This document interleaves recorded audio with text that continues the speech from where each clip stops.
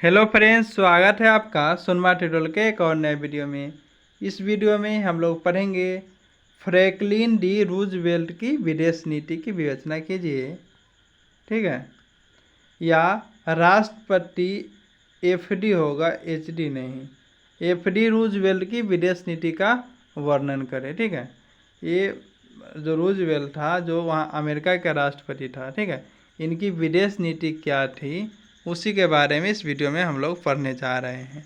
ठीक है, यह question BA part 3 history honours paper 8 के लिए इम्पोर्टेंट है।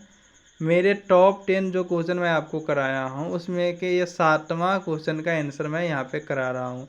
इससे पहले 6 क्वेश्चन का आंसर मैं करा चुका हूँ। ठीक है, आगे भी मैं बाकी टॉप 10 सभी क्वेश्चन का आंसर मैं आपको कराऊंगा। ठीक है, मेरे साथ जुड़े रहे। ठीक है, कोई मित्रगण है तो उन्हें भी वीडियो को शेयर करें। ठीक है, चलिए अब हम लोग देखते हैं कि क्या सबसे पहले हमें क्या लिखना है, परिचय लिखना है। देखिए, फ्रैंकलिन डिलानो रूजवेल्ट का जन्म 1882 में न्यूयॉर्क शहर के हाइड पार्क में हुआ था। रूजवेल्ट अमेरिका के 32वें राष्ट्रपति थे। इनका शासनकाल 1933 से 45 तक रहा था। यह एकमात्र ऐसा राष्ट्रपति था जो 2 बार से अधिक अर्थात 3 बार राष्ट्रपति के पद पे रहे थे। ठीक है, 3 बार ये राष्ट्रपति के पद पे रहे, जबकि अमेरिका में ऐसा कभी नहीं हुआ है कि कोई एक व्यक्ति 3 बार राष्ट्रपति रहे, ऐसा होता ही नहीं है और ना अभी तक हुआ है। उसके बाद पद पर रहते हुए ही इनका मृत्यु हो गया था। यह अमेरिका का राष्ट्रपति ऐसे समय में बना जब अमेरिका की अर्थव्यवस्था काफ़ी खराब हो गई थी। आगे हम लोग लिखेंगे, रूजवेल्ट का अंतर्राष्ट्रीय मामलों में हस्तक्षेप न करने का प्रमुख कारण उसकी अपनी घरेलू समस्याओं में उलझे रहना था। ठीक है, खुद ही अपने ही समस्याओं में उलझे रहता था ना। फिर भी उसने अंतर्राष्ट्रीय स्तर पर कुछ नीति दिखाए जो निम्नलिखित हैं। ठीक है, चलिए अब हम लोग पढ़ेंगे रूजवेल्ट का विदेश नीति। पहला पढ़ेंगे अच्छे पड़ोसी नीति एवं व्यापार। अमेरिका के राष्ट्रपति फ्रैंकलिन डिलानो रूजवेल्ट ने अपने पड़ोसी देशों में शांति एवं मित्रता का नीति का पालन किया ताकि इन सभी पड़ोसी देशों में इनका संबंध अच्छा बना रहे। इन्होंने अपना व्यापार को बढ़ाने के लिए विवादित राष्ट्रों के साथ मिलकर हस्ताक्षर किए। ठीक है, व्यापार करने के लिए सहमत हुए और सभी प्रकार के झगड़ों को शांतिपूर्वक समाप्त कर दिया ताकि अपने व्यापार को बढ़ा सके। ठीक है, और इसी के चलते अमेरिका ने 1931 से 1940 के बीच अपना व्यापार 3 गुना बढ़ाया। ठीक है, तो पहला क्या है हमारा, अच्छे पड़ोसी की नीति एवं व्यापार। देखिए, आप लोगों को सिर्फ पॉइंट याद रहना चाहिए। पॉइंट याद रहेगा, बीच में आप लोग अपना मन से भी थोड़ा बहुत भी याद रहेगा, एक पॉइंट भी याद रहेगा तो लिख दीजिएगा। इस बात को आप लोग ध्यान रखेंगे। दूसरा, लंदन सम्मेलन। ठीक है, जून 1900 में लंदन में अंतर्राष्ट्रीय आर्थिक सम्मेलन हुआ और रूजवेल्ट की सरकार ने इसमें भाग लिया। डॉलर अवमूल्यन की आशंका से रूजवेल्ट सम्मेलन में मुद्रा स्थिरीकरण के मामले पर सहमत नहीं हुआ। ये लंदन सम्मेलन में रूजवेल्ट की भूमिका थी। ठीक है, अगला, अमेरिकी सम्मेलन। अमेरिकी सम्मेलन में अमेरिका ने अपने पड़ोसी देशों में सहयोग बढ़ाने के लिए अनेक प्रस्ताव पारित किए, लोभ दिए। ठीक है, अन्य देशों को, जिसके बाद अन्य देशों ने यह कहा कि कोई भी देश एक दूसरे के आंतरिक और विदेशी मामले में किसी भी प्रकार का हस्तक्षेप नहीं करेगा। ठीक है, अतः इस सम्मेलन में किसी भी राष्ट्र को किसी अन्य राष्ट्र के आंतरिक और विदेशी मामलों में हस्तक्षेप करने का अधिकार नहीं दिया गया।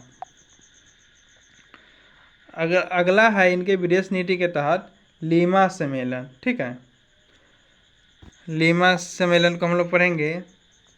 पश्चिमी गोलार्ध के विभिन्न राज्यों के मध्य सहयोग बढ़ाने के लिए सन 1933 ईस्वी में लीमा सम्मेलन का आयोजन किया गया था। ठीक है, अमेरिका ने लैटिन अमेरिकी राज्यों के प्रति अच्छे पड़ोसी की भावना का प्रमाण भी प्रस्तुत किया था, जैसे कि क्यूबा के साथ संधि करके। क्यूबा वाला मामला भी आपको मैं समझाया था पिछले वीडियो में। ठीक है, संधि करके उन्हें एक स्वतंत्र देश घोषित किया। इसके अलावा मेक्सिको की सरकार ने अमेरिका के नागरिकों को बिना क्षतिपूर्ति दिए उनके फर्म और तेल कंपनियों को अपने हाथ में ले लिया था। फिर भी देखिए, अमेरिका ने अपनी अच्छे पड़ोसी नीति को बनाए रखा और मेक्सिको को क्षतिपूर्ति के लिए कुछ नहीं कहा, जिसके कारण ही मेक्सिको का समर्थन अमेरिका को द्वितीय विश्व युद्ध में हुआ। ठीक है,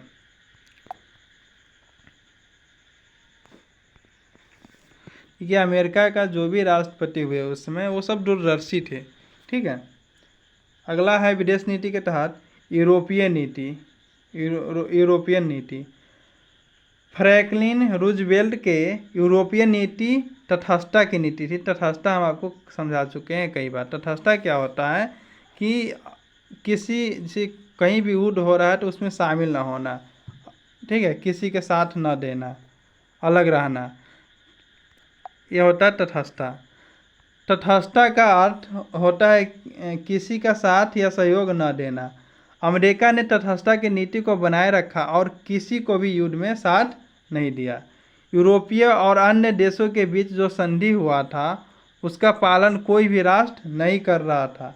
ये तो तटस्थता के नियम अपना के चुप था अमेरिका, लेकिन अन्य देश बिल्कुल जो संधि हुआ था कि हम तटस्थता वाले देश को टच नहीं करेंगे, तो ये लोग नहीं मान रहे थे। ये देश कौन, जो अन्य देश थे जैसे जापान, जर्मनी, इटली, ये सब। इसके अलावा यूरोपीय देशों में तानाशाही के विकास और द्वितीय विश्व युद्ध की संभावना को देखकर अमेरिका तटस्थता की नीति को बनाए नहीं रख सका। अगला देखिए, तटस्थता कानून भी बनाया था ये रूजवेल्ट ने। प्रथम विश्व युद्ध के पश्चात अमेरिका ने दूसरे किसी विश्व युद्ध में शामिल न होने का निर्णय लिया था, क्योंकि इस समय अमेरिका ने जिन देशों को ऋण दिए थे उसमें से अरबों डॉलर के ऋण वापस मिलने की कोई आशा नहीं थी। क्या होता था कि मान लीजिए युद्ध चल रहा है तो जो देश के पास हथियार वगैरह नहीं है, पैसा नहीं है, उसे अमेरिका दे दिया था प्रथम विश्व युद्ध में, लेकिन अभी तक वसूला नहीं गया था। इस वजह से इन्होंने तटस्थता का नीति अपना लिया था और कानून भी पारित कर दिया था कि हम अब किसी को ऋण नहीं देंगे, हथियार नहीं देंगे। ठीक है, किसी युद्ध जहाँ पे युद्ध हो रही होगी उस देश से व्यापार नहीं करेंगे। ठीक है, देखिए इस कानून के तहत युद्ध में शामिल देशों को ऋण नहीं दिया जाएगा। ऋण होगा यहाँ पे, ऋण नहीं दिया जाएगा और युद्ध का सामग्री सिर्फ नगद दिया जाएगा, नगद। इसके अलावा युद्ध में शामिल देशों से व्यापार पर रोक और युद्ध में शामिल देशों के जहाज में यात्रा करने पर भी रोक लगा दिया अमेरिका ने अपने नागरिकों के लिए। ठीक है, ये था तटस्थता कानून। अगला और अंतिम है सोवियत रूस की मान्यता।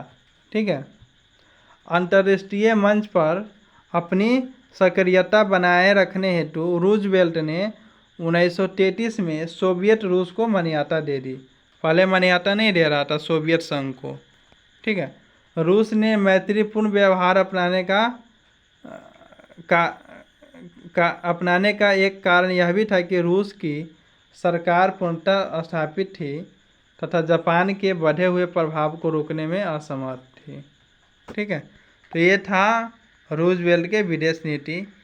यदि आपको पीडीएफ चाहिए तो कमेंट करें कि सर मुझे पीडीएफ चाहिए। ठीक है, तो हम आपको पीडीएफ प्रोवाइड करा देंगे। ठीक है, चलिए वीडियो में बने रहे अभी तक, इसके लिए थैंक्स। मिलते हैं नेक्स्ट वीडियो में। Thanks for watching this video.